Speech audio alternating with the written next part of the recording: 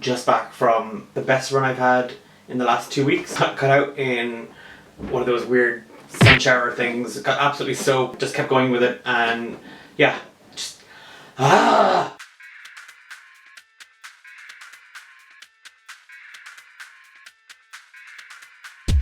Well, that clip you just saw was from last week. I completely I think I was exhausted. It was like to come down from a serious high, which makes it sound like I do drugs when I go running, but I don't. Or do I?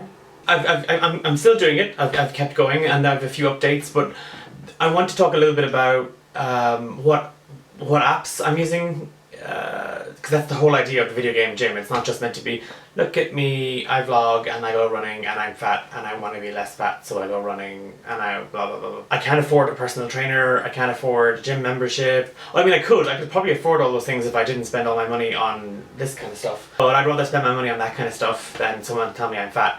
I do that enough in my own head. So I asked you guys in the last video what apps or what music or playlists you use to work out with, and there were some really good suggestions. One came from Wayne Talbot, which was Zombies Run, and I've used this in the past. I think there's two versions to it. Essentially you can, it kind of gamifies your run.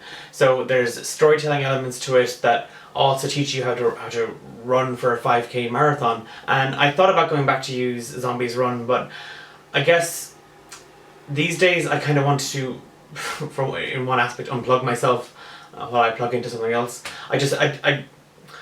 I think if I gamified the running, it would become a lot more of a challenge and not just something, and not a challenge that I'm doing for my own personal gain, but just, oh, this is just another game that I want to try and kick its ass and it will beat my ass, so what's the point? I've just got a fat ass. Another person mentioned Runkeeper, which I've since downloaded, and that's the first app I want to talk about.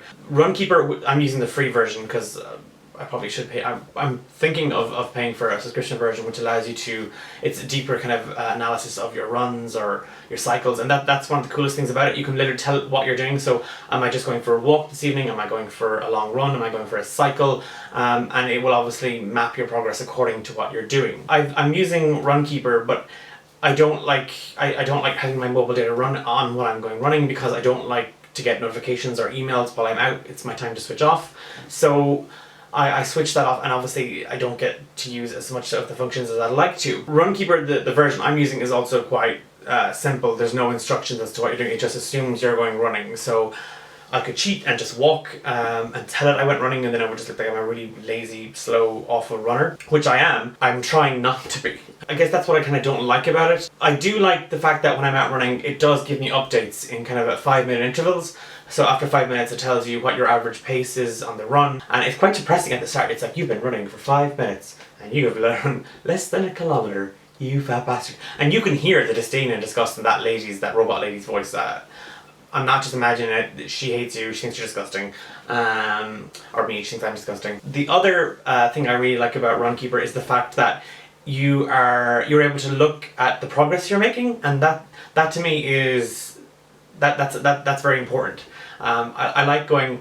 It gives you kind of that you have beaten your record for the longest run, or the most calories burned, or your average pace. Just to give you an example, today my knees were absolutely killing me when I started. I literally felt like a 90-year-old running uphill, and then obviously at the end I got to see that where I was slow, where I picked up, where I kind of started slow again, and then the kind of last rush of energy. The second app that I'm using in conjunction with Runkeeper is C25K Trainer. I've used other similar apps, but I really like C25K Trainer, mostly because aside from telling you when to walk and when to run, there is no other disruptions from it.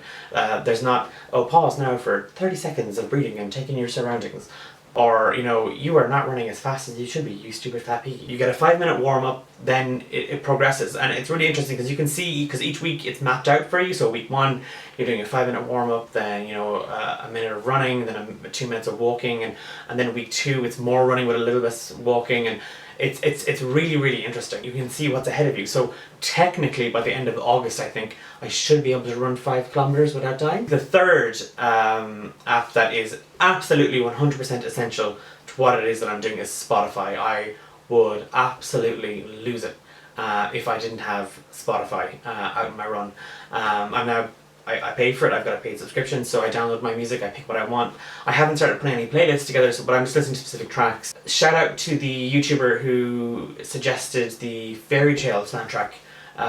It was fantastic. I used it for I think the first couple of runs last week, and I don't know, because I like the series, so when you're listening to certain parts, you're like, oh, that's what that was about, and suddenly I'm distracted and I'm not just worried about my wheezing and whatever else thinks of as I'm running past them or dragging my ass past them. But yeah, just on Spotify, it's a music streaming service. I'm not going to say it's making you run faster, it makes me run better, but I have to say, there are times, halfway through the run where you're a little bit like, and then that perfect song comes on, and all of a sudden I'm a little bit more animated. I kind of find that little bit of extra energy, and I push myself a little bit further. And I don't think I'd be doing as well as I'm doing without the Spotify app. Those are my three go-to apps. If there are any others that you think I should maybe look at, then by all means please suggest them in the comments below. I'm particularly interested in apps or any kind of software I could use to start tracking, I suppose, my eating habits. That sounds kind of weird, but what's the calorie intake of my breakfast, and if I'm just having a smoothie, and then what does that save me later on? So I'd be really, really interested if anyone uses those kind of apps. Please let me know in the comments below. If you have any tracks that you think I could use while I'm out running, if there's a particular playlist that you're using on Spotify, or indeed a soundtrack that you go running with, let me know. I'd love to give it a shot. That's it for this video game gym vlog. Obviously, if you liked this video, feel free to give it a thumbs up. Don't forget to subscribe to the arcade here on YouTube for all our regular other vlogs, and make sure you check out the website. I'm going to keep going with this. I don't know if any of you kind of follow me on social media, but I bought a bike, and that's a whole other adventure on its own, so I might do a vlog on that later. And for now, just if you are doing this, and if you are doing your own kind of get fit and be healthy kind of thing, I wish you the best of luck, and I'll talk to you again.